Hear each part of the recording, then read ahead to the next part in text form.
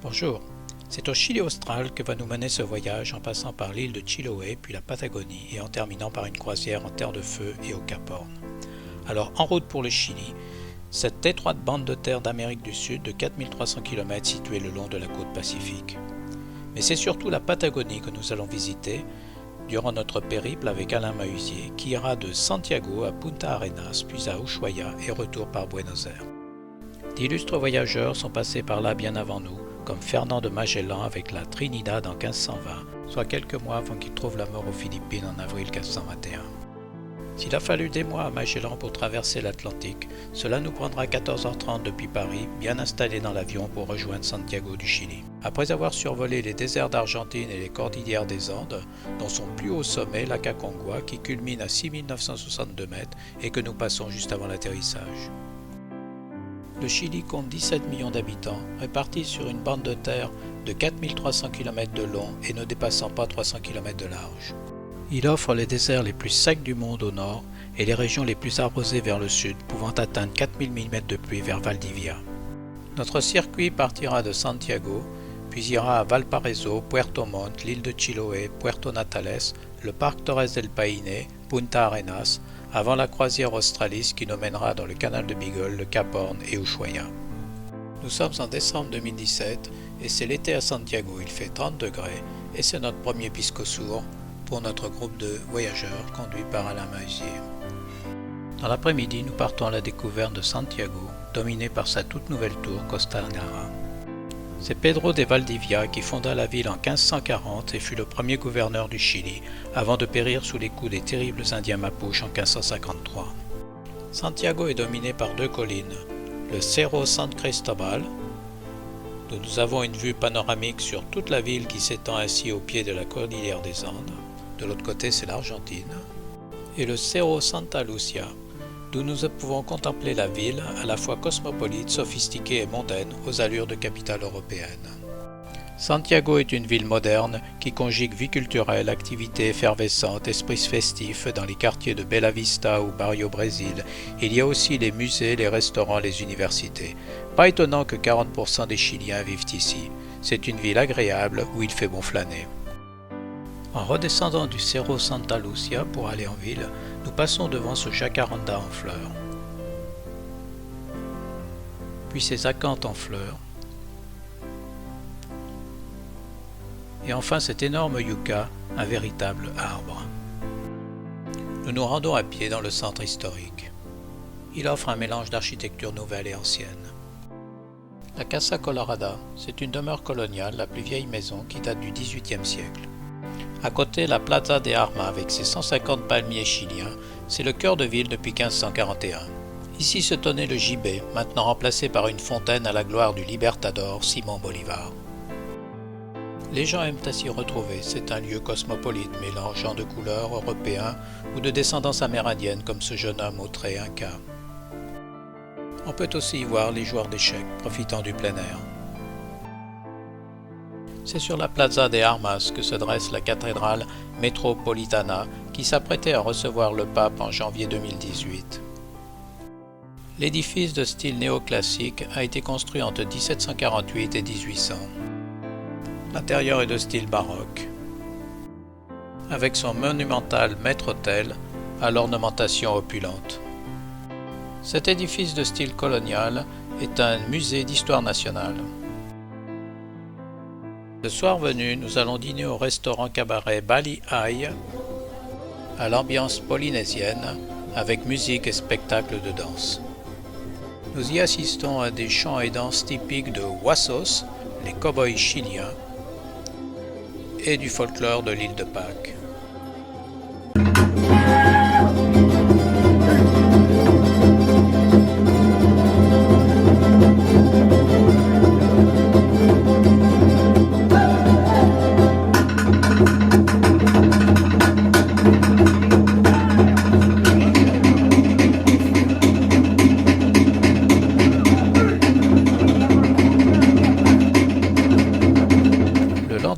Nous poursuivons la visite de la ville en se rendant à l'église et couvent Saint-François. C'est le plus vieil édifice de la ville, il date de 1586. Le clocher a dû être reconstruit maintes fois à cause des tremblements de terre, mais pas le reste de l'édifice en pierre, aux murs robustes. Statue de Saint François et l'autel de l'église. Surmontant l'autel, une statue de Notre-Dame de Bon Secours, apportée au Chili en 1540 par le conquistador Pedro de Valdivia. Le cloître du couvent et ses colonnes massives. Le quartier Paris-Londres, aux allures de quartier de Madrid. La rue de Londres. Celle-ci évoque de douloureux souvenirs aux Chiliens, en particulier le 38 rue de Londres, devant laquelle on peut voir sur le sol des plaques portant le nom des disparus qui ont subi la torture dans cette maison sous le régime de Pinochet. Tout près, la maison du Parti socialiste chilien. C'est ici que se rendait Salvador Allende avant de devenir président de la nation chilienne et de s'installer au Palacio de la Moneda, le palais de la monnaie, siège de la présidence chilienne. C'est un édifice néoclassique du XVIIIe siècle qui était à l'origine l'hôtel des monnaies. C'est là que Salvador Allende, acculé, mit fin à ses jours le 11 septembre 1973, après 3 ans de régime socialiste catastrophique pour l'État et l'économie chilienne, et ouvrant la voie au régime de Pinochet.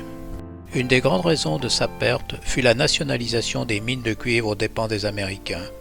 Le cuivre représente 30% de l'économie chilienne, dont on voit ici des mines. Nous voici maintenant en route pour la côte pacifique à l'ouest, en traversant la cordillère de la côte. Nous arrivons dans la vallée de Casablanca et des vignobles. Les vins chiliens sont excellents et parmi les meilleurs au monde. Les vins et fruits chiliens représentent un tiers de l'économie chilienne. Nous faisons un arrêt au vignoble Emiliana. On y produit de très bons vins, blancs ou rouges, à base de Cabernet Sauvignon, Chardonnay, mais également un cépage très particulier au vin chilien, le Carmener. Autour de la maison, de beaux exemples d'agapanthes et d'acanthes sont en fleurs. En chemin, nous faisons un bref arrêt devant l'église du pèlerinage de la Vasquez qui a lieu le 8 décembre. Situé à 130 km de Santiago, nous arrivons à Viña del Mar sur la côte pacifique. Dans le parc Vergona, nous y sommes accueillis par ce flamboyant en fleurs. Ici un araucaria, comme on peut en voir dans les forêts plus au sud. Mais c'est surtout la collection de palmiers qui fait l'attrait de ce parc et en particulier le palmier chilien.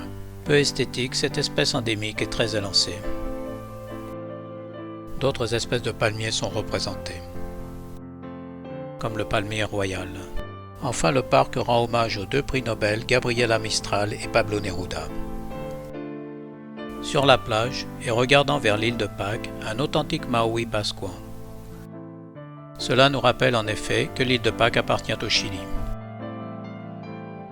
La plage de Viña del Mar est notre premier contact avec le Pacifique.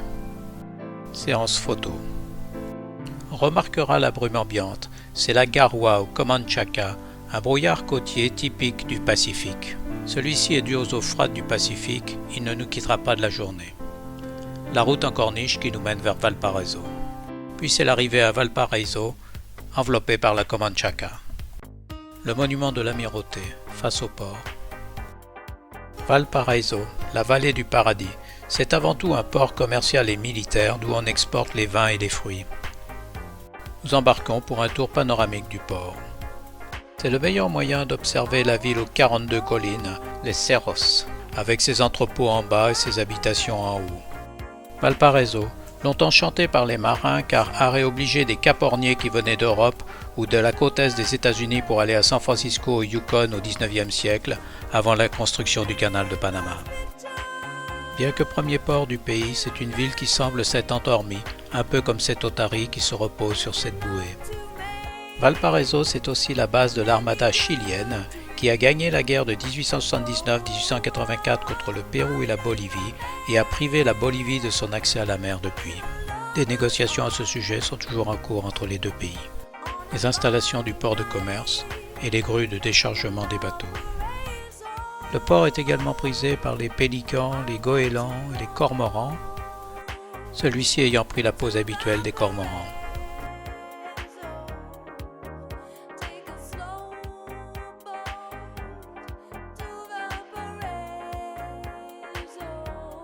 Nous allons maintenant nous rendre sur les hauteurs de la ville avec ses funiculaires si caractéristiques.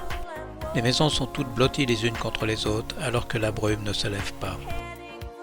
Nous nous rendons chez Pablo Neruda à la Sebastiana.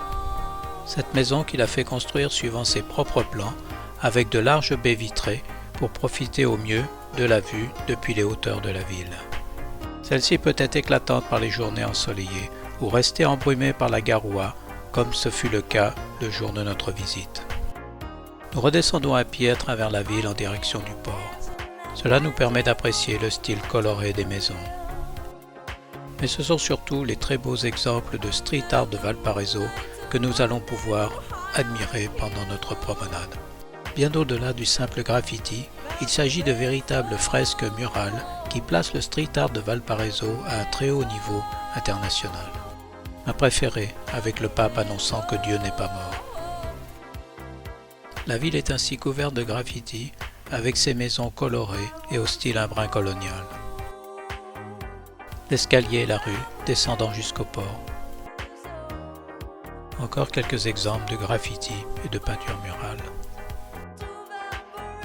Les maisons sont tellement serrées et le terrain tellement en pente qu'à Valparaiso le grand danger, c'est le feu, car dans ce cas, les pompiers ont beaucoup de difficultés pour intervenir. Ce fut le cas en 2014 et l'incendie dura plusieurs jours. La ville compte environ 300 000 habitants et toute l'agglomération près d'1 million. Beaucoup vivent du port, mais aussi du tourisme. Et voilà un restaurant qui ne cache pas ses intentions. Mais seuls les Français comprendront. Nous poursuivons notre balade dans les ruelles du Cerro Concepción, en passant au pied de l'escalier vu précédemment.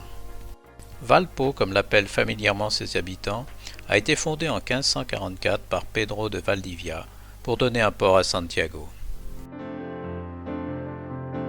Et à nouveau des peintures murales, dont celle-ci très connue, puis une fresque sur le Chili avec les volcans enneigés et les lacs aux flamants roses au nord près de la Bolivie, et les montagnes Nandú et autres amérindiens de la Patagonie du Sud que nous verrons bientôt. Le quartier historique de la ville portuaire de Valparaiso a été classé en 2005 par l'UNESCO patrimoine culturel de l'humanité pour ses infrastructures industrielles. Valparaiso, c'est aussi ses funiculaires vieux de 100 ans. La ville en comptait 30, mais seulement 4 sont encore en état de fonctionnement. Il permet de rejoindre la ville basse en moins d'1 minute. De retour à la place de la Mirotée, nous quittons Valparaiso et retournons sur Santiago en repassant par la vallée des vignobles et ses paysages au climat méditerranéen. Et pour terminer la journée, un pisco sour, fait de pisco, jus de lime et de blanc d'œuf avant le dîner.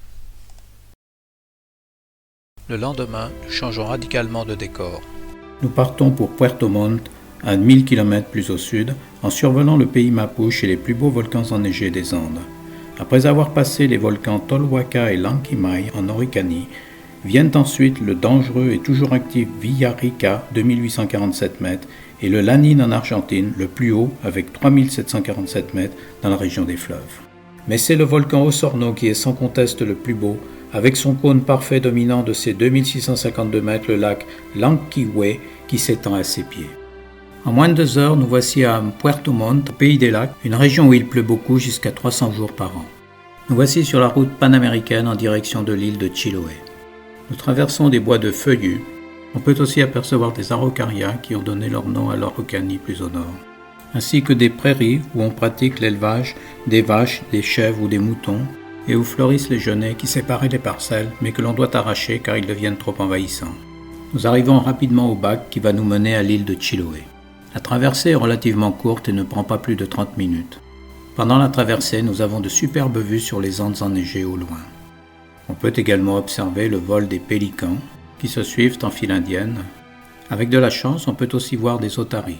Ici, un manchot de Humboldt. Une fois débarqués, nous reprenons la panaméricaine en pays Mapuche. Pays de ces courageux et fiers indigènes qui ont toujours su résister à leurs envahisseurs, d'abord les Incas, puis les conquistadors de Pedro de Valdivia et plus récemment les colons chiliens qui ont accaparé leurs terres. En raison des pluies, la végétation est très verte. Remarquez à gauche cet arbre rouge, c'est le notro, un arbuste endémique du Chili et d'Argentine aux fleurs très rouges. Après ces paysages de bocage, nous arrivons au port de Castro en fin d'après-midi. Les habitants de l'île de Chiloé s'appellent les Chilotes. Ce sont des pêcheurs et agriculteurs. Ici, on assiste au ramassage des algues pour fabriquer l'agar-agar. Mais la curiosité de l'île et de Castro sont ces maisons en bois. Elles sont toutes différentes, tant en couleur qu'en bardage. Il n'y a pas deux bardages identiques. Ils sont faits de tuiles de mélèze qu'on appelle les teruelas. Un autre exemple avec ces chats qui nous observent. Ce mélèze au bois rouge est appelé ici alerce. On l'utilise autant pour la construction que le chauffage. Cette maison plus rustique est restée dans son jus d'origine. Enfin, toutes ces maisons en bois qui donnent sur l'eau sont montées sur pilotis. Situées à flanc de coteau, on peut ainsi y accéder par la terre ou par bateau. Nous poursuivons à pied notre visite vers le centre-ville. Nous passons devant un restaurant également monté sur pilotis, ainsi qu'un charmant hôtel peint tout en rose. Le port, avec ses bateaux de pêche, dans celui-ci typique à la forme presque ovale. Le lendemain au réveil, je ne résiste pas à photographier ce transformateur électrique aux 1000 branchements. Mais ce qui fait le charme de Castro, ce sont les palafitos, ces maisons sur pilotis, comme ici celle du quartier sud. À l'origine, il s'agissait de maisons de pêcheurs construites de façon illégale sur des lagunes ou des estuaires. Deux signes à cou noir qui, comme nous, semblent apprécier la quiétude et le charme des lieux. Ces maisons sont très prisées des Chiliens, en particulier des Santiaguinos, qui sont prêts à payer plus de 100 000 $ pour les avoir, ce qui est une grosse somme au Chili.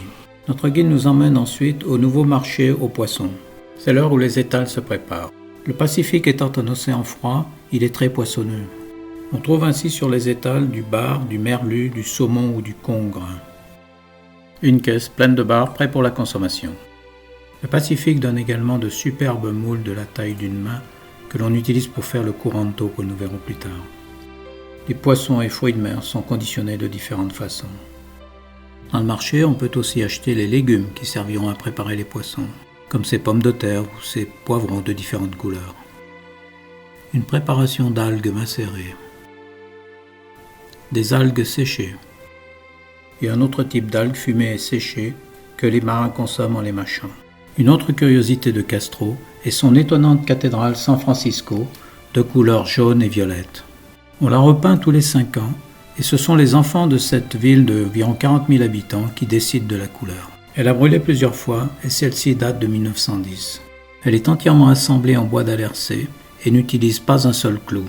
Une statue de San Pio de Pietrelcina, un frère italien canonisé au XXe siècle. Saint Antoine de Padoue tenant l'enfant Jésus. Le long de cette travée, une étonnante statue de Saint Georges terrassant le dragon, puis de Jésus drapé d'une cape portant la croix. Le dôme surmontant le chœur, également en bois. De style mêlant néogothique et tradition locale, l'église est dédiée à saint François d'Assise. En effet, Castro a été le centre historique de l'évangélisation par les franciscains et les jésuites. Elle est classée au patrimoine de l'humanité par l'UNESCO.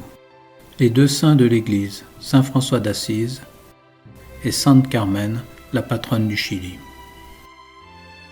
Enfin, avant de sortir, on peut voir un buste du Christ en majesté, en bois, d'un réalisme poignant.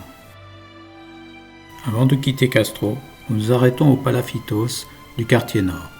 Ceux-ci se mirent dans les eaux sombres de la lagune, créant des vues du plus bel effet. Nous sommes à marée haute, ce qui nous procure ce très bel effet miroir.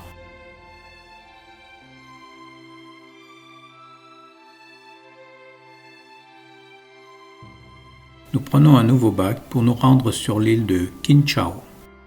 C'est l'île la plus pittoresque de l'archipel Chilote. Du mirador de Chantigrad, on a une belle vue sur l'archipel des îles avec ses élevages de poissons. Nous arrivons ensuite à Achao pour y visiter l'église Santa Maria de Loreto, tout en bois, la plus vieille du Chili et contemporaine de Louis XV. On remarque que ces églises n'ont pas de fondation, elles sont posées sur des pierres et pouvaient être transportées. À l'intérieur, le toit de la nef ressemble à une coque de navire renversée. L'autel revêt un style très particulier, mêlant baroque et style indien naïf. Il n'en compte pas moins des pièces remarquables avec ce diptyque du XVIe siècle et cette statue de Marie en bois qui vaut à l'église d'être classée au patrimoine de l'humanité par l'UNESCO. Le clocher de l'église qui a dû être reconstruit car il avait brûlé. Une maison typique des îles jouxtant l'église. Une rue de Achao. et un groupe d'écoliers revenant de l'école. Les plages à Achao sur le Pacifique et le point de vue depuis le mirador dominant la ville, dont peuvent profiter tous les jours les habitants de cette maison. Nous quittons l'île de Kinchao pour revenir sur l'île de Chiloé, par le bac de Dalcahué. Dalcahué signifie l'endroit des bateaux. La ville doit en fait son nom aux bateaux que l'on construisait ici. Dalcahué est connu pour son marché d'artisanat, mais c'est au restaurant que nous allons déguster un curanto à la hola. Le restaurant est divisé en postes où l'on peut se faire servir au comptoir. Chaque poste sert une cuisine différente. Pour nous, ce sera un curanto, la spécialité de Chiloé. Il s'agit d'un plat copieux qui peut surprendre le néophyte la première fois qu'il voit une assiette de curanto fumant. On y empile crustacés, viande de porc ou de poulet, des moules et des pommes de terre. Celui-ci est servi avec un thé clair très chaud. D'origine polynésienne, il était autrefois préparé dans des fours creusés dans le sol. Une fois bien restauré, nous nous dirigeons vers le marché d'artisanat. On y trouve quantité d'objets, en laine ou en vannerie, fabriqués sur place, comme ceux que sont en train de tresser ces Indiens Mapuches. Notre-Dame des Douleurs de Parroquia. Cette église très sobre, construite en 1849, fait partie des 16 églises chiliotes en bois inscrites au patrimoine de l'UNESCO. Ancud, la ville la plus au nord de l'île, où l'on peut observer les manchots de Magellan. En se rendant sur les hauteurs de la ville, souvent embrumées, on arrive au fort San Antonio. Ce fut une place forte pendant les guerres d'indépendance pour les Espagnols, qui, retranchés dans la ville d'Ancud, résistèrent aux attaques des Créoles en 1820 et 1824, mais furent vaincus en 1826. Ce fort fut le dernier avant-poste espagnol au Chili. Sur le monument, on voit d'un côté le vaincu, le dernier gouverneur espagnol de Chiloé, et de l'autre côté le vainqueur, le premier gouverneur républicain de Chiloé. Ainsi, tout au long de leur histoire, les Chiliotes ont su résister à leurs envahisseurs. C'est sur ces images de quelques maisons que nous quittons le pays des maisons qui bougent, car on avait l'habitude de les déplacer, les églises aussi, en reprenant le bac pour le continent et en retrouvant au retour notre manchot de Humboldt, une espèce de bestiole bien charmante mais en voie de disparition. En fin de journée, nous sommes à Frutillar, une station sur le lac Llanquihue. Le côté germanique des constructions ne vous aura pas échappé car il y avait une importante colonie allemande dans cette région. Devant nous se dresse le volcan Osorno et ses 2658 mètres de haut. Le ponton où accostaient les bateaux qui autrefois desservaient les villes autour du lac, et un araucaria comme ceux des forêts d'Araucanie. Mais les Gunaras semblent aussi particulièrement se plaire dans la région comme le montre ce beau spécimen, ou encore ceux-ci qui poussent naturellement à flanc de talus. Le soir tombe et notre attention est attirée par des cris d'oiseaux venant des pins bordant la plage.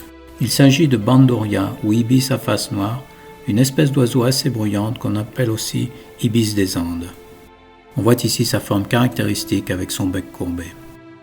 Un jeune tombé du nid qui s'est brisé une aile et est malheureusement condamné, pendant que ses parents l'appellent désespérément du haut des arbres. Sur la plage, et ignorant tout cela, une mouette rieuse. Et un peu plus loin, un groupe de vanneaux profitant de la plage déserte. Ce soir-là, le ciel est dégagé, et c'est une chance dans ces contrées très pluvieuses pour admirer le cône parfait du volcan Osorno qui se pare de tons pastel dans les rayons du soleil couchant. Et de nouveau le ponton, mais cette fois-ci en ombre chinoise. Le lendemain, nous partons à la découverte de ces contrées agricoles où d'importantes colonies allemandes s'étaient établies. Il s'agit d'un bocage verdoyant. C'est avant tout une région d'élevage, et la plus grosse production reste la production laitière. On y produit aussi de la viande et de la laine grâce à l'élevage des moutons. Nous voici à Puerto Octay, sur le lac Llanquihue. Cette charmante et pittoresque bourgade fut fondée par des colons allemands dans les années 1800. C'est ici qu'on venait se ravitailler car Octay signifie « chez Octe il y a ce qu'il faut ». Une amusante statue en bois d'alercé, le mélèze rouge, devant l'église. Ici aussi il s'agit d'églises en bois. En longeant les rives du lac Llanquihue, on peut voir les fermes d'élevage de poissons. Il s'agit d'élevage de saumon. Les plages du lac sont faites de graviers de lave provenant des volcans alentours, comme le volcan Osorno dont nous sommes au pied et qui s'est coiffé de nuages ce matin-là, même s'il s'est paré de jolis genêts en fleurs. Un arrêt incontournable dans cette région, le parc national Vicente Pérez Rosales. Il se situe sur les rives du lago Todos los Santos, le lac de tous les saints, à 2 pas de l'Argentine par le bac, et coincé entre les volcans Osorno et Calbuco. Ce dernier, faisant partie des 3 volcans les plus dangereux du Chili, a recouvert la région de cendres en avril 2015. Créé en 1926, ce parc de 251 000 hectares fut le premier parc national du Chili. C'est une zone chargée d'histoire pour la traversée des Andes tant par les Mapuches que par les Jésuites. La zone est aussi un lieu idéal pour observer la flore, comme le copihue, dont la fleur est la fleur nationale du Chili. C'est la seule espèce acceptée du genre Lapageria. À côté, le coihue, ou Notophagus dombeyi, communément appelé faux être, et que nous allons rencontrer tout au long de la suite de notre voyage. Il en existe 4 espèces au Chili, que nous verrons en Patagonie et en Terre de Feu. Le tepu, ou Tepualia stipularis, est un arbuste de la famille des myrtes. Il a un feuillage persistant. L'avellano, ou Guviana avellana, fait partie de la famille des noisetiers ou des coudriers. Junerium, ou herbe de la pampa. Nous nous dirigeons maintenant vers le saut de la rivière Petrohue. Les Saltos del Petrohue sont de superbes cascades bouillonnantes qui dévalent un canyon étroit en pierre volcanique sculpté par la lave, qui a formé un barrage en cet endroit. En arrière-plan, le volcan Osorno, qui garde obstinément la tête dans les nuages.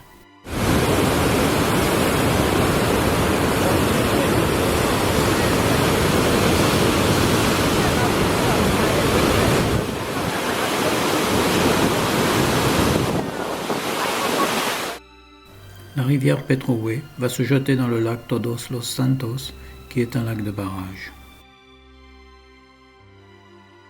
Après la visite du parc, nous faisons un arrêt photo sur le volcan Osorno, qui a décidé de garder sa coiffe de nuages pour la journée. Nous voici à Puerto Varas, une charmante station située à 23 km de Puerto Montt, avec ses belles maisons, ses maisons d'hôtes et ses beaux hôtels. La place de la colonisation rappelle l'héritage culturel des colons allemands. Puerto Varas est un excellent lieu de villégiature sur le lac Llanquihue, face aux pics menaçants et enneigés des volcans Osorno et Calbuco. Un exemple de maison coloniale cossue. Pour boucler notre tour du lac, nous retournons sur Frutillar, en passant par des paysages pastoraux comme ceux que nous avons vus au départ. De retour à Frutillar, c'est dans ce cadre on ne peut plus bucolique que nous visitons le musée de la colonisation allemande. Celui-ci retrace la vie des colons avec leurs habitations, leurs outils, leurs traditions. Le parc est agrémenté de jolis rhododendrons en fleurs à l'époque de notre visite. À leurs pieds, on peut aussi trouver des gunaras, à côté des azalées, ou encore du gynérium, ou encore de la digitale de pourpre. Un authentique moulin à eau était remonté dans le parc avec sa roue à aube, entouré de beaux spécimens de gunara. Le moulin actionnait une meule à grains. À côté, on trouve le campanario, ou aire de battage. C'était une aire circulaire où on faisait tourner les chevaux pour battre le grain. On peut encore y voir une batteuse. Quelques outils agricoles comme la faucheuse. Notre guide nous montre un arbre particulier, l'arbre sacré des Indiens Mapuches, le canelo, ou appelé aussi cannelle de Magellan. Ses feuilles sont persistantes. Nous rejoignons ensuite la maison des ouvriers avec son mobilier d'époque, comme ici la cuisine, la pièce à vivre ou les chambres à coucher. Au rez-de-chaussée, les ateliers, comme ici une forge. Nous quittons la maison des ouvriers pour aller visiter la maison des maîtres. Comme il se devait, celle-ci dominait le domaine. Sur le versant sud, celle-ci était agrémentée d'une terrasse couverte. On entre par la salle de réception, puis on accède au salon, avant de pénétrer dans la salle à manger, qui se trouvait bien sûr tout près des cuisines. À l'étage, une salle de bain, avec tout le confort moderne de l'époque. La chambre à coucher des maîtres et la chambre des enfants avec leurs jouets. Enfin, tout près de la maison, le cimetière familial. À la sortie de cet écomusée, on peut voir une maison mobile qui permettait d'aller surveiller les travaux dans les champs lointains. Frutillar est une charmante localité avec son église, sa longue plage bordant le lac, et surtout ses maisons colorées à l'architecture allemande pittoresque et ses kuchen à profusion.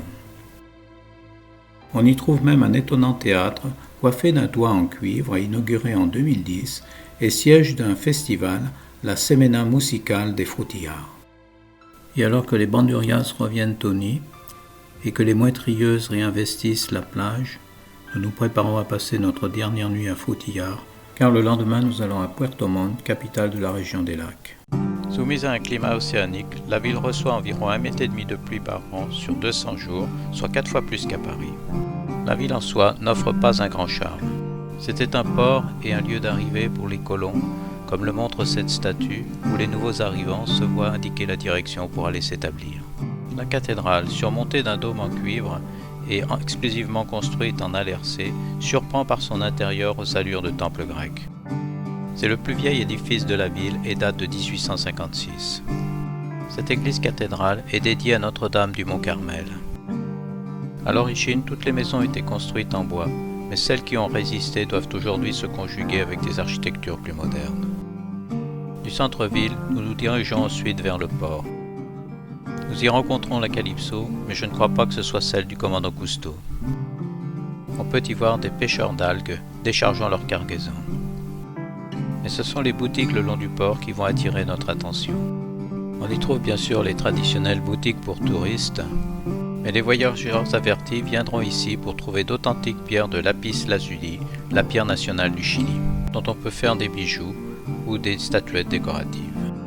Sur ce marché, on trouve aussi des marchands de fromage, qui à défaut de le vendre, peuvent le manger eux-mêmes.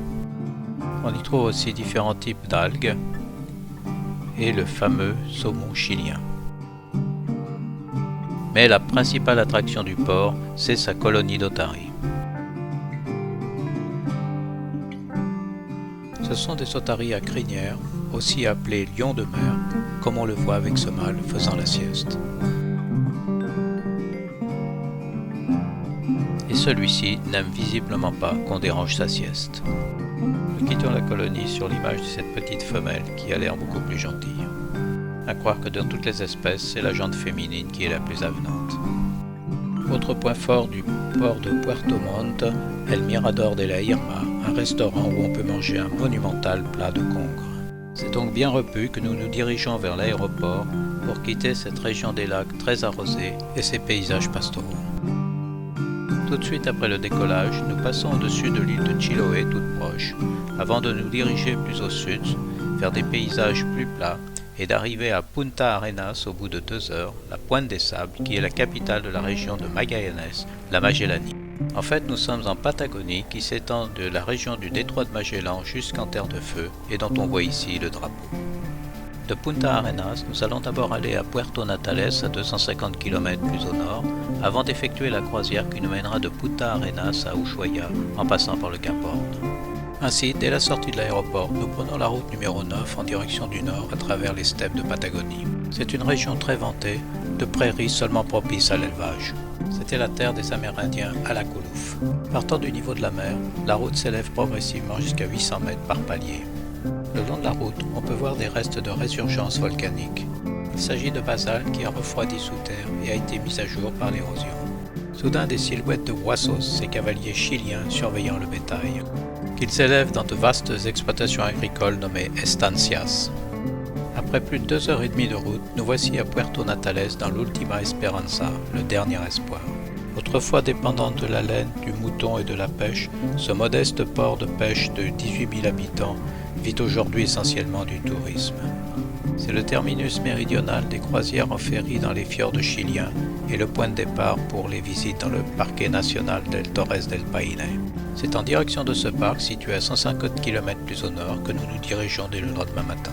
La région de l'Ultima Esperanza a gardé son caractère de pionnier et offre des paysages superbes, propices au trek en pleine nature. Notre premier arrêt sera pour la grotte du Milodon. La grotte se situe dans des paysages superbes face au Cerro Balmaceda d'environ 2000 mètres de haut. Sur le chemin conduisant à la grotte, on peut observer une partie de la flore de Patagonie. Celle-ci se compose la plupart du temps d'arbres, principalement de la famille des Notophagus, d'arbustes ou d'arbres nains, et de buissons, très souvent piquants comme le calafate. des pois de senteur, nous verrons d'autres spécimens plus loin. C'est dans cette grotte, située à 25 km au nord-ouest de Puerto Natales, qu'a été trouvé les restes d'un mylodon vers 1890, un paresseux géant herbivore de 4 mètres de haut et disparu il y a 10 000 ans. Des fragments de peau et de mâchoire de l'animal sont exposés dans le musée de la grotte. La cavité mesure environ 200 mètres de profondeur, 60 mètres de large et 30 mètres de hauteur. En plus de son intérêt paléontologique, la grotte a un intérêt préhistorique puisqu'on y a même découvert des restes humains vieux de 12 000 ans, ce qui laisse imaginer que les premiers Patagons ont côtoyé le mylodon. De leur passage, il reste des outils, armes, projectiles exposés dans le petit musée. Mais le plus surprenant a été de trouver ces bifaces, preuve d'une évolution importante de ces peuples. Restent des mâchoires de l'animal qui ont servi à faire une reconstitution de ce paresseux géant ongulé, devant laquelle notre groupe de touristes s'est fait photographier. D'autres animaux aujourd'hui disparus vivaient ici à l'époque du mylodon, comme cette sorte de cheval ou ce camélidé, ou encore ce prédateur, le tigre aux dents de sable. Et à nouveau le mylodon représenté sur ses 4 pattes, c'était un herbivore. Mais laissons derrière nous la grotte du Mylodon, située sur les collines Benitez, pour rejoindre le parc Torres del Paine. Le parc couvre plus de 200 000 hectares et fait partie de la réserve de la biosphère de l'UNESCO. On peut le visiter en empruntant des pistes ou en faisant des treks à pied et en campant. Nous y entrons par le Lago del Toro. Nous nous rendrons successivement au Lago Grey, puis au Lago Peowe avant de sortir par le lac Sarmiento. Le parc doit son nom au massif du Paine, qui veut dire bleu en amérindien. Les principaux sommets sont le Grand Paine, les cornes du Paine les plus connues, et le mont Amiralniento. Ce sont des massifs de granit surmontés de roches sédimentaires, le sommet varie entre 2500 et 3000 mètres. C'est un des plus beaux parcs d'Amérique du Sud, avec une faune spécifique comme le huemul ou encore le guanaco, dont les populations se multiplient car il est protégé. On peut aussi y voir des nandous, l'Autriche sud-américaine, mais il faut être très chanceux pour pouvoir voir le prédateur du parc, le puma. Par contre, on pourra facilement observer le vol du condor. Dans le parc, on peut également observer différents types d'orchidées, dont différentes variétés d'orchidées jaunes. Les massifs du Paine sont beaucoup plus jeunes que les cordillères des Andes, seulement 12 millions d'années. Après avoir reçu ces informations au bureau d'accueil du parc, c'est par le lac Grey que nous commençons la visite, avec dans le fond le glacier Grey. Nous partons à pied explorer les bords du lac après avoir traversé la rivière par ce pont suspendu. De l'autre côté du pont, nous passons dans une forêt endémique de Notophagus ou faux-hêtre. Il s'agit ici de lenga ou de niré. Leurs souches peuvent faire des formes étranges, comme cette tête de monstre. Sur le lac, on peut voir flotter des icebergs avec leur belle couleur bleutée. Ceux-ci ont vélé du glacier à 1,5 km plus haut. Ils viennent s'échouer sur un banc de sable qui s'allonge devant nous. Pour ceux qui ont la chance d'aller jusqu'au pied du glacier, ils peuvent admirer ces blocs de glace aux couleurs et aux formes quasi irréelles. Le parc est situé dans une région où il pleut beaucoup, environ 3 jours sur 4, et le jour de notre visite ne fait pas exception. Nous voici maintenant au lac Peowe. Un hôtel-restaurant est situé sur une petite île en face des cornes du Paine. C'est là que nous prendrons notre déjeuner. Et nous y sommes accueillis par une oie mâle caïquenne. Devant nous devraient se dresser los Cuernos del Paine, mais même si elles sont bien là, à cause de la brume et des nuages de la pluie, nous ne pourrons pas les observer dans toute leur splendeur. Car si on prend pour point de repère la route en face, c'est ce paysage majestueux que nous devrions voir. Ces photos ont été prises par temps clair et elles montrent le paysage admirable dans lequel se situe l'hôtel-restaurant. Après le déjeuner, nous allons faire un tour dans la lande environnante pour observer la nature. Celle-ci est très sévèrement protégée car en 2011, un violent incendie provoqué par un campeur a détruit 16 000 hectares de forêt et il a fallu des semaines pour maîtriser l'incendie. Du mulinum et un genévrier nain. De la chaura, dont les baies sont comestibles et ont un petit goût de pomme. Le calafate, avec ses baies bleu foncé, avec lesquelles on fait des tartes. De l'escalonia rubra, dont on voit ici la fleur rouge. Une sorte de cassis sauvage. Un arbuste mort couvert de mousse espagnole, signe de l'humidité des lieux. Plus surprenant, de la liareta, que l'on trouve normalement plus au nord du Chili. Cette plante pousse très lentement, 1 mm par an, et on a trouvé des individus vieux de 3000 ans. La La suite de notre visite nous conduit au Salto Grande. Il s'agit d'une puissante cascade entre le lac Nordenskjöld et le lac Peoe. Les eaux se jettent d'une hauteur d'une vingtaine de mètres avant de finir dans les eaux calmes du lac Peoe.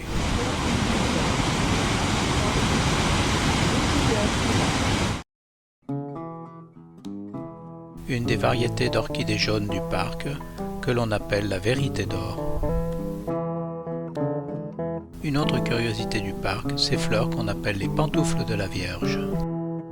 De l'Adesmia boronoides, une sorte de grande camomille.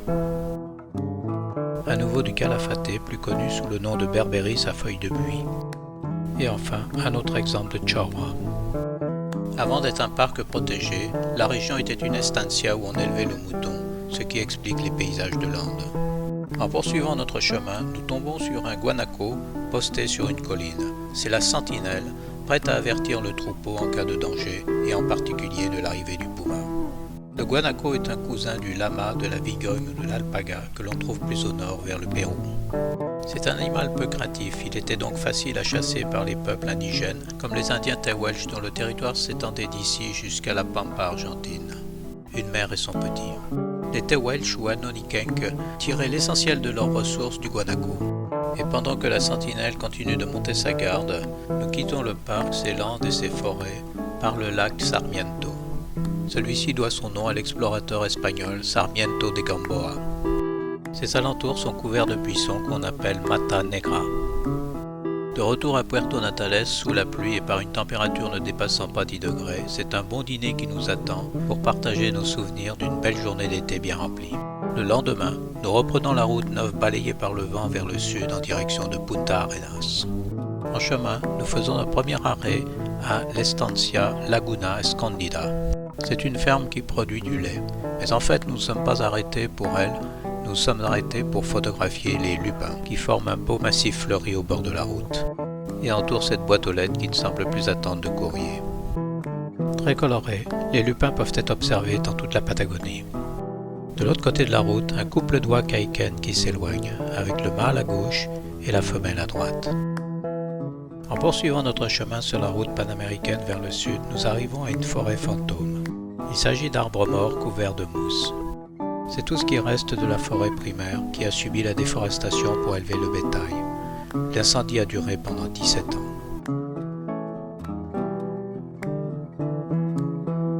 Ici, ce sont les vaches que l'on élève. Il s'agit de production laitière. Juste à côté se trouve un petit marais où on peut observer des canards ou encore des foulques ou poules d'eau. Mais quittons cette forêt qui a été sacrifiée pour élever plus de 2 millions de ovins ou bovins comme ce troupeau de vaches conduit par ces gauchos chiliens, dont ils pas fière allure sur leur monture. L'élevage reste une ressource importante de la Magellanie, avec à côté un peu de commerce et d'exploitation pétrolière. Dans ces steppes battues par le vent d'ouest, il est fréquent de croiser des troupeaux de moutons. Et nous voici de retour à Punta Arenas, grande métropole de 130 000 habitants en bordure du détroit de Magellan. Nous y sommes accueillis par la statue du pasteur et ses moutons, en commémoration de la laine qui fit la fortune de la ville. À ne manquer sous aucun prétexte, la visite du musée salésien. Ce musée a été créé en 1893 par des missionnaires salésiens comme le révérend père Jean Barnabé et le père De Agostini. Ce dernier a inlassablement sillonné et photographié la Patagonie, répertoriant la flore, la faune, ainsi que ses derniers habitants, et faisant de ce musée un véritable musée d'histoire naturelle et d'ethnographie. On peut y voir différents types d'animaux empaillés, comme le renard andin, la vigogne, le guanaco, différentes sortes de putois ou moufettes, le poudou qui est le plus petit cervidé du monde et que l'on peut voir dans le parc du Torres del Paine, le puma qui règne en maître dans toute la région mais qui reste très difficile à observer, l'ibis à face noire ou bandouria que nous avons vu à Frutillar, les oies caïquennes, mâles et femelles que nous avons déjà rencontrés, le cygne à cou noir aperçu à Castro sur l'île de Chiloé, un cormoran yéko dit à 3 pattes, une femelle nyandu ou réa en train de couver, un condor, le vautour maître des airs dans les sommets andins, pas très bien mis en valeur ici. Des manchots de Magellan, nombreux dans le détroit de Magellan. D'autres sortes de manchots, dont le manchot à jugulaire à gauche. Et enfin une collection d'araignées de mer venant des eaux froides du Pacifique. Mais la partie la plus émouvante du musée concerne les populations autochtones, aujourd'hui disparues. Et c'est grâce au voyage du Beagle en 1833, commandé par le capitaine Fitzroy et avec à son bord le jeune Charles Darwin, puis grâce à la mission scientifique à bord de la Romanche en 1882, que l'on en sait un peu plus sur eux. Ces populations indigènes étaient réparties en 5 groupes. Les chasseurs nomades terrestres dans les zones de steppe à l'est, des Welsh, Selkman, Hauch, et à l'ouest les chasseurs nomades des mers qui se déplaçaient en canot, Alakalouf et Yamana. Ils étaient connus sous 2 noms, le nom qu'ils se donnaient et le nom qu'on leur donnait. Des photos du père De Agostini donnent de précieux témoignages de ces peuples, comme cette photo de lui avec un chef Selknam, ou cette photo d'adolescent Selkman couvert de peinture corporelle pour une cérémonie d'initiation, appelée Cloqueton. Les Selknam ou Onas étaient d'excellents chasseurs. Ils tiraient à l'arc et chassaient le guanaco dont ils se nourrissaient et se revêtaient des peaux dont ils portaient la fourrure à l'extérieur. C'était un peuple nomade dont la structure sociale était la famille. Ils avaient des valeurs morales et esthétiques comme le montrent ces artefacts. Un peu plus au nord et toujours sur le versant est vivaient les Tewelch ou Aonikeng. Eux aussi chassaient le guanaco et portaient la fourrure à l'intérieur. Tewelch et Selkman utilisaient des bolas pour chasser le nandou et le guanaco. Il s'agissait de pierres entourées de lanières de cuir et utilisées pour entraver l'animal sans le tuer. Sur le versant ouest et dans les galions chiliens vivaient les Alakalouf au nord et les Yamanas ou Yagan au sud. Ces peuples passaient la majeure partie de leur vie sur leurs embarcations sur lesquelles il fallait transporter le feu. Ils se nourrissaient également de coquillages que les femmes pêchaient nues dans les eaux glacées de la région. Ainsi s'écoulait pacifiquement la vie de ces peuples avant que n'arrivent les hommes blancs. N'ayant pas le sens de la propriété, les indigènes se mirent à chasser le mouton comme le guanaco. Alors les hommes blancs se mirent à chasser impitoyablement les indigènes, une chasse qui dura jusqu'au milieu du XXe siècle avec la bénédiction du gouvernement chilien. Les maladies et la guerre finirent d'anéantir ces populations. Tout ça pour le grand profit des chercheurs d'or, mais surtout des grands propriétaires terriens qui exploitaient le mouton et la laine, et qui se firent construire de belles propriétés que l'on peut voir à Punta Arenas, comme la maison Brown qui est maintenant un luxueux hôtel, ou les maisons de la famille Menendez aujourd'hui transformées en banque ou en musée. Toutes ces maisons opulentes se situent à proximité de la Plaza Muñez Camero, où se dresse la cathédrale. Sur cette place se dresse également l'imposant monument, érigé en 1920 pour célébrer le voyage de Magellan, dont on a fêté le 500e anniversaire en 2020. Et si comme je ne vais vous caresser l'orteil de l'Indien au pied de Magellan, la tradition veut que vous reveniez à Punta Arenas. Pour l'heure, nous nous apprêtons à quitter la ville à bord du Stella Australis qui nous attend au port, pour nous emmener sur les traces de Magellan et Darwin en Terre de Feu et au Cap Horn. Ce film donne seulement un aperçu de la croisière qui fait l'objet d'une autre vidéo disponible sur ma chaîne YouTube. Le Stella Australis et son jumeau le Ventus sont des navires très confortables, bateau pavillon chilien, idéal pour les croisières dans les canaux fuégiens. Après le traditionnel discours de bienvenue du commandant et qu'un remorqueur nous ait aidé à nous extraire du quai à cause d'un fort vent latéral, nous sommes prêts à appareiller pour cette magnifique croisière en mettant le cap plein sud alors que le soleil se couche à l'ouest. La croisière commence dans le détroit de Magellan. Au petit matin, le navire avance dans le Seno Amirantalsco en direction du parc national Alberto De Agostini et va se positionner pour notre première escale dans la baie Ainsworth. Au fond, on peut distinguer le glacier Marinelli. Une fois équipés de nos gilets de sauvetage, on nous conduit en Zodiac jusqu'à une plage de l'ancienne moraine du glacier où un point de rassemblement est établi. Nous partons alors pour une balade de découverte de la forêt magellanique de 2 heures. Nous commençons par rencontrer des canards de Magellan, puis une oie Kanken, la femelle de l'oie Kaiken, dans un champ de fleurs à boutons rouges, avant d'apercevoir un couple et son petit. Plus loin, c'est de la chaura et ses fruits rouges, de la Fascine ou Chiliotrichum diffusum, des mousses parsemées de Gunara magellanica et une sorte de myrtille. La balade se poursuit le long d'un ruisseau bordé de Notophagus sur lequel pousse un parasite semblable à notre gui et de la mousse espagnole dont les farceurs se font une moustache. On peut également voir des barrages de castors, bien que le castor n'est pas endémique de la région. Il fut introduit en 1940 pour développer une industrie de la fourrure qui n'a pas marché et se développe très vite. Du Berberis ou Calafate, du Canelo ou arbre sacré des Indiens. La forêt magellanique est composée en grande partie de Nothofagus ou faux hêtres. Comme il pleut beaucoup et souvent dans cette région, les arbres et les rochers sont couverts de lichen et de mousse.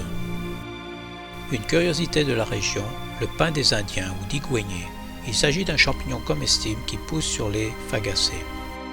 À la fin de la balade, on nous offre un chocolat chaud corrigé au whisky pour se réchauffer, alors qu'un magnifique renard andin passe près de nous. L'après-midi, nous faisons escale aux îlots Tucker, un peu plus au nord-ouest. Il s'agit d'aller observer des colonies de manchots de Magellan et des cormorans. Les Zodiacs accostent au plus près des animaux mais sans débarquer les passagers. Nous pouvons alors observer à loisir les manchots de Magellan, qui sont des oiseaux qui ne dépassent pas 75 cm de haut. Ce sont des cousins des manchots de Humboldt que nous avons aperçus sur l'île de Chiloé. Ce sont d'excellents nageurs qui peuvent nager jusqu'à 24 km/h lorsqu'ils poursuivent une proie et plonger jusqu'à 75 mètres de profond. Très sociables, ils vivent en couple et creusent des terriers pour élever leurs petits et établir leur nid. Sur un autre îlot, ce sont des cormorans en ventre blanc de l'espèce des cormorans impériaux qu'il nous est donné d'observer. C'est l'époque de la nidification et ils s'activent à reconstruire les nids. Un peu plus loin, sur des rochers difficiles d'accès, nous pouvons observer des cormorans des rocs. C'est le meilleur moyen qu'ils ont trouvé pour se protéger de leurs prédateurs. On peut les reconnaître grâce à leur appendice rouge à la base du bec. Pour eux aussi, c'est la saison de la nidification et la saison des amours ne semble pas terminée. Le navire reprend alors sa navigation, mettant le cap au nord-ouest pour regagner le détroit de Magellan en passant par le canal Gabriel. Il s'agit du passage le plus étroit de la région. La nuit tombe quand nous rejoignons le détroit où Magellan et ses hommes sont passés avant nous il y a 500 ans. Vers 4 heures du matin, nous abordons le Pacifique qui n'a de Pacifique que le nom, et la mer est plutôt agitée dans les 50e hurlants. Le navire sort par le détroit de Cockburn et puis met le cap au sud-sud-est pour entrer dans le canal Ballenero. Ici, la mer redevient plus calme alors que la cordillère Darwin se dresse à l'horizon et que des oiseaux survolent les flots. Ceux-ci sont des pétrels occupés à pêcher pour se nourrir. Voici maintenant sur les traces de Charles Darwin, alors que le canal Beagle se présente devant nous, long de 240 km. Nous entrons dans l'avenue des glaciers, avec pour commencer le glacier Espagna. Le canal de Beagle doit son nom au HMS Beagle, commandé par le capitaine Fitzroy, qui effectua des missions de reconnaissance dans la région entre 1881 et 1884. À bâbord, nous longeons la cordillère de Darwin, longue de 170 km. Elle culmine à 2469 mètres. Nous allons faire une escale au glacier Pia dans le parc national Alberto de Agostini qui descend de la cordillère de Darwin jusque dans le canal de Beagle.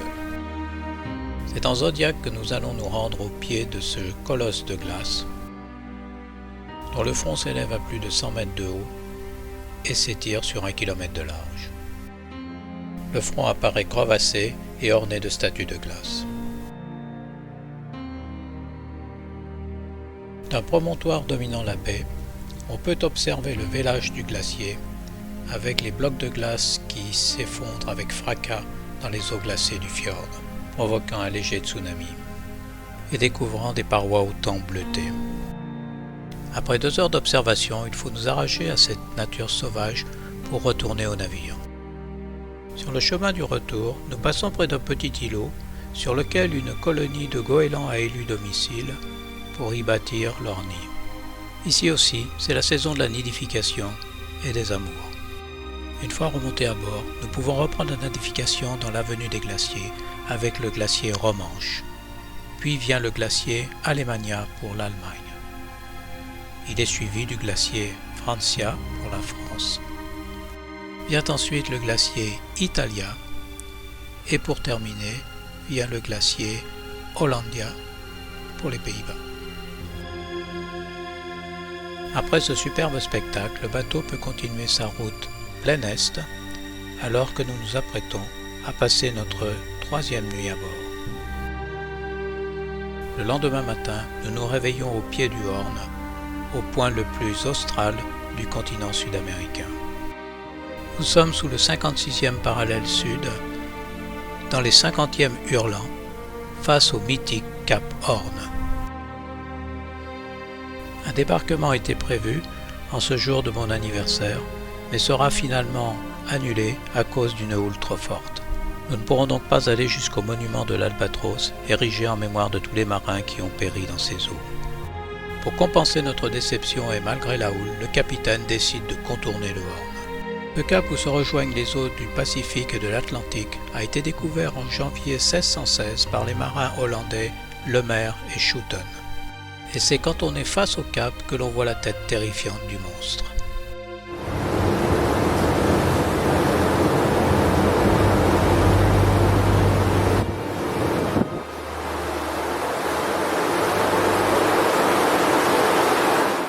Que de marins ont péri ici quand il fallait contourner le Horn pour aller sur la côte ouest des États-Unis.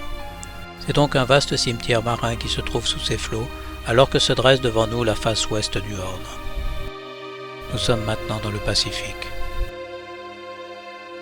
Pendant ce temps, des pétrels et des albatros effectuent leur balai dans le ciel, certains pêchant, d'autres volant en planant, pendant que d'autres caressent les flots du bout de leurs ailes. Le bateau finit de contourner le parc national du Cap Horn et fait route plein nord, en direction de la baie de Nassau. C'est le moment que choisit l'équipage pour nous faire visiter la passerelle. Et bien que les GPS et autres sonars soient en marche, on continue de calculer et de pointer la position sur des cartes marines. Il est de tradition de vendre aux enchères la carte de navigation autour du Horn le soir au dîner, au profit de l'équipage. Celle-ci a été adjugée 2500 $. L'après-midi, nous sommes dans un lieu qui était sacré pour les peuples vivant ici autrefois, les Yamana. Nous sommes dans la baie de Wulaya, face aux Alpes Fuejin de la cordillère de Darwin. Le lieu est remarquable à plus d'un titre. D'abord parce que Charles Darwin y séjourna en 1833 avec le HMS Beagle, alors qu'il élaborait sa théorie de l'évolution.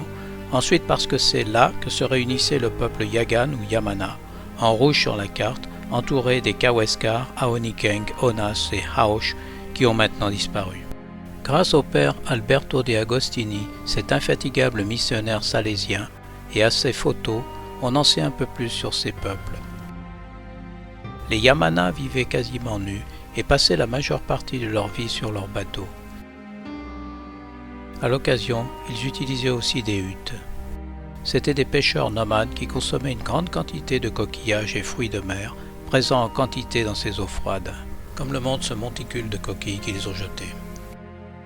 Un petit musée évoque leurs rites spirituels, religieux ou initiatiques, avec des exemples de masques utilisés pendant les cérémonies. L'endroit est d'une grande quiétude et propice à la méditation. Aussi, on nous invite à une balade en forêt, où cascade un petit ruisseau le long duquel poussent des faux hêtres comme le koiwe, le linga ou le niré. Sur ceux-ci pousse le pin des Indiens, ou Citaria darwini, champignon que, rappelons-le, est comestible et que l'on voit ici à différents stades de maturité. Dans la forêt, on trouve aussi le notro, avec ses belles fleurs rouges, ainsi que le calafate, une plante très piquante, et de la dog orchide, l'orchidée des chiens. Nous arrivons ensuite devant un panorama admirable. Oui, très joli. Incroyable. C'est plus beau aussi que de la traduire. Ah, c'est exceptionnel. Ce pillard, c'est magnifique. plus beau glacier, mais ça c'est plus beau décor.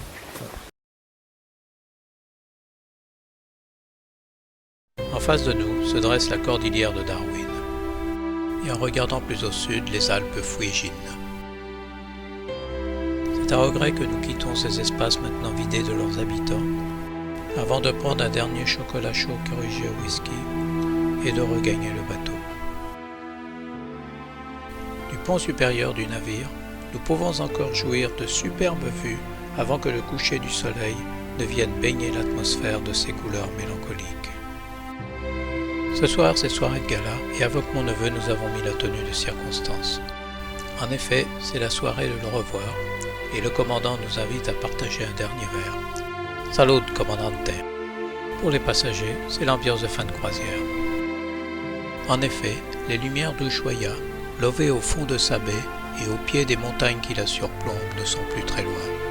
C'est dans ce décor fabuleux que nous allons passer notre dernière nuit à bord du Stella Australis. Au petit matin, le navire est à quai et il nous faut débarquer. Nous voici à Fin del Mundo, ou à la fin du monde argentin, Ushuaia. Elle est considérée comme la ville la plus australe du monde, titre qu'elle doit partager avec Puerto Williams en face, sur l'île Navarino. Ushuaia, qui veut dire au fond de la baie en yamana, est une ville modeste d'une 60aine de milles d'habitants. À l'origine, il y avait là une prison. Aujourd'hui, c'est avant tout un port où on embarque en particulier pour l'Antarctique. Mais c'est surtout un port de pêche et de commerce. La ville est joliment entourée de montagnes enneigées, même en été. Loin de tout, elle semble bien sage avec ses rues pentues et son église en jaune. C'est bien sûr une ville commerçante, la seule dans la région, où l'on peut en particulier acheter de la rhodochrosite. La rhodochrosite est la pierre emblème de l'Argentine. C'est une pierre semi-précieuse, rose, veinée de rose pâle. On peut l'acheter sous forme d'objets sculptés ou sous forme de bijoux, mais dans tous les cas, ce sont des objets très chers. Notre voyage tire à sa fin et d'Ushuaia nous allons à Buenos Aires où nous allons passer une journée dans les embouteillages de la ville. Avant notre vol de retour, on nous propose un tour rapide de la ville. Nous passons en premier à la Casa Rosada, le palais présidentiel, la cathédrale métropolitaine, où officiait le pape François, et qui contient le tombeau du général Martin, le libérateur de l'Argentine.